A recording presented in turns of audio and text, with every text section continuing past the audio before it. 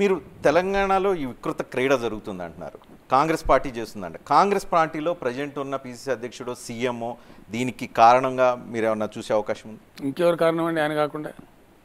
మీ దగ్గర నుంచి వచ్చినాడు కదా, మీ శిష్యుడే కదా ఆయన అనుకున్న మూట, ఇంకేముంటుంది అంతకన్నా. మీరు పెంచిన మొక్కే కదా, మీ శిష్యుడే కదా. మా పార్టీలో కూడా కొన్ని రోజులు ఉన్నాడు అతను, కొద్ది రోజుల పాటు. ఆ తర్వాత అతను వెళ్ళిపోయాడు, వేరే పార్టీలు మారాడు. ఏం లక్ష్యం ఏందనుకుంటున్నారు, వాళ్ళ లక్ష్యం ఏందనుకుంటున్నారు?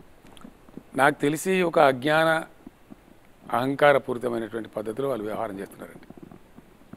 ఎందుకంటే కేసీఆర్ ఆనవాళ్ళు లేకుండా చెరిపేస్తాం, ఇది ముఖ్యమంత్రి శాసనసభలో మాట్లాడినమాట. ఇది పాసిబుల్ అండి? అసలు ఆ ఆలోచన ఎంత వికృతమైనటువంటిదండి. కాంగ్రెస్ పార్టీ 10 సంవత్సరాలు అవుట్ ఆఫ్ పవర్ ఉంది, పోయిందా? ఎవరి టైం కోసం వాళ్ళు వెయిట్ చేస్తూ ఉంటారు. వాళ్ళ టర్న్ వస్తుంది డెఫినెట్గా. ప్రజల్లో మార్పు వచ్చినప్పుడు, ప్రజల ఆలోచన సరళిని వీళ్ళు మార్చగలిగినప్పుడు డెఫినెట్ జరుగుతుంది. కానీ కృత్రిమంగా వికృతంగా చేసేటువంటి ఆరోపణలు కానీ ఇటువంటి ప్రయత్నాలు కానీ బెడిసి కొడతాయండి. చరిత్రలో ఎప్పుడు కూడా సక్సెస్ కాలేదు, కావు.